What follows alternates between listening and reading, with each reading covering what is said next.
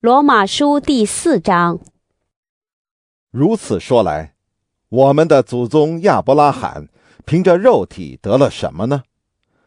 倘若亚伯拉罕是因行为称义，就有可夸的，只是在神面前并无可夸。经上说什么呢？说亚伯拉罕信神，这就算为他的义。做工的得工价，不算恩典，乃是该得的。唯有不做工的，只信称罪人为义的神，他的信就算为义。正如大卫称那在行为以外蒙神算为义的人是有福的。他说，得赦免其过，遮盖其罪的，这人是有福的。主不算为有罪的，这人是有福的。如此看来，这福是单加给那受割礼的人吗？不也是加给那未受割礼的人吗？因我们所说亚伯拉罕的信就算为他的义，是怎么算的呢？是在他受割礼的时候呢？是在他未受割礼的时候呢？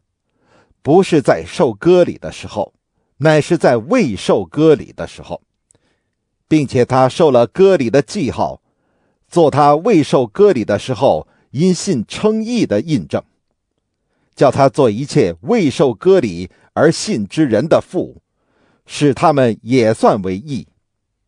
又做受割礼之人的父，就是那些不但受割礼，并且按我们的祖宗亚伯拉罕未受割礼而信之踪迹去行的人。因为神应许亚伯拉罕和他后裔必得承受世界，不是因律法，乃是因信而得的义。若是属乎律法的人才得为后嗣，信就归于虚空，应许也就废弃了。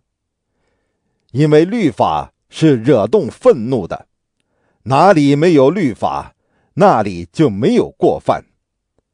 所以人得为后嗣是本乎信，因此就属乎恩，叫应许定然归给一切后裔，不但归给那属乎律法的，也归给那效法亚伯拉罕之信的。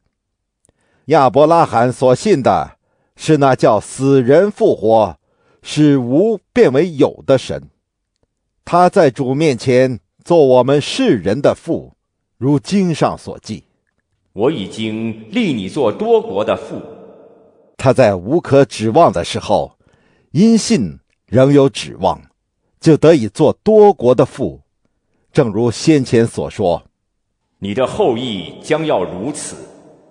他将近100岁的时候，虽然想到自己的身体如同已死，撒拉的生育已经断绝，他的信心还是不软弱，并且仰望神的应许，总没有因不信心里起疑惑，反倒因信心里得坚固，将荣耀归给神，且满心相信神所应许的必能做成。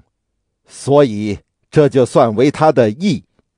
算为他义的这句话，不是单为他写的，也是为我们将来得算为义之人写的，就是我们这信神使我们的主耶稣从死里复活的人。